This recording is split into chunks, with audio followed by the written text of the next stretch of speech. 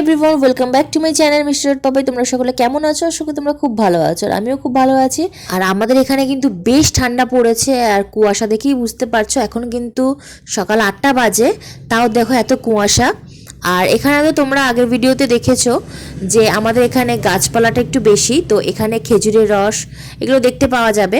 তো আমাদের ওখানে যখন থাকতাম, মানে আমাদের যে আগের বাড়িটা যেটা বিক্রি করা হয়েছে, সেখানে কিন্তু এরকম খেজুরের রস পাওয়া যেত না। আর এখানে আমাদের বাড়ির পাশে একটা খেজুর গাছ আছে, তো সেখানে রস পাড়া হচ্ছিল। আমার বাবা অনেক দিন ধরে সুযোগ খুঁজছিল যে এনাদের সাথে কথা বলে যে রস কেমন দামে, কত দামে বিক্রি করে না করে, আদৌ বিক্রি করে কি না।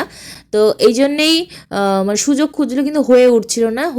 মানে তোমাদেরকে একটু বলি, মানে যেহেতু ওরা কখন বেঁধে যাচ্ছে আর কখন খুলে নিচ্ছে, ঠিক আমাদের সেই মুখোমুখিটা হচ্ছিল না। দাঁড়াও তোমাদেরকে বলি, এই যে প্রথমে যে রসটা নেওয়া হচ্ছে, এটা কিন্তু আমাদের জন্য না, ঘটিতে করে নেওয়া হচ্ছে, কারণ ভগবানকে সেবা দেবে। কারণ আমাদের ঘরে গোবিন্দ আছে, আরও ঠাকুর আছে, তো তাদেরকে সেবা দিয়ে তারপরে কিন্তু আমরা খাবো।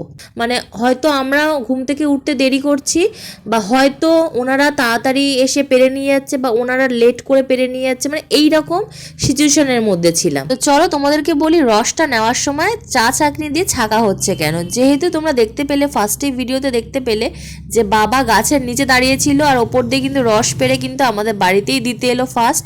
ওরা ছাকার সময় পায়নি, তো তাই জন্য আমার মাকে বললো যে একটা ছাকনি দিন, যাতে আমি ছেঁকে দিতে পারি। কেন বলো তো, সদ্য যেহেতু গাছ থেকে পাড়া হয়েছে, গাছের অনেক নোংরা পড়তে পারে, আর ছেঁকে নেওয়াটাই সব থেকে ভালো, কারণ খাওয়ার সময় তাহলে প্রবলেম হবে না। আর এই রসটা কিন্তু আমাদের 1.5 লিটার মতো হয়েছে কিন্তু, আর আমরা সবাই মিলে খাবো। আর যেইটুকুনি বেঁচে থাকবে সেইটুকুনি কিন্তু মা বলেছে যে গুড় করবে, মানে জাল দিয়ে দিয়ে যে গুড়টা করে না, সে গুড় কিন্তু করবে। তো চলো সবাইকে দিতে থাকি। আর এর ফাঁকে কিন্তু মা একটা গল্প করলো, আমার দাদু নাকি এরকম খেজুরের রস নাকি পারতো, আর আমার দাদু নাকি খেজুরের রস খেতে ভীষণ ভালোবাসতো। তিনি এখন নেই, কিন্তু গ্রামের দিকে কিন্তু এখন দেখলেও কিন্তু দেখতে পারো যে এরকম খেজুরের রস পারতে।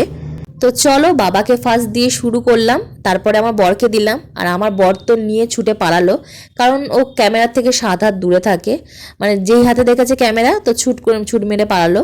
তো আমি অনেক ছোটোবেলায় খেয়েছি, তো টেস্টটা ভুলে গেছি, তো যার কারণে আরও একটু ছোট্ট কাপের মধ্যে আমি নিলাম। আর আমার বিছনাপত্র এখনও গোছানো হয়নি, তো একটু টেস্ট করে দেখলাম কেমন লাগে না লাগে।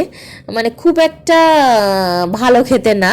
আর যেটা আমাদের বাড়ির ওখানে পাওয়া যেত সেগুলো একটু ভেজাল হবে, কারণ যারা ব্যবসা করছে তারা তো এত পিওর দেবে না। আর এটা তো সদ্য গাছ থেকে পাড়া, তাই হয়তো খেতে এত কড়া কড়া লাগছে। আর তোমরা তো আমার মতো না যে আমার ভালো লাগেনি তো কী হয়েছে, তোমাদের তো অবশ্যই ভালো লাগে। আর আমার সত্যি এগুলো খেতে ভালো লাগে না। আমার মা নিজেই বলে যে তোর ভালো জিনিসটা ভালো লাগে না, খারাপ জিনিসটাই তোর খেতে ভালো লাগে।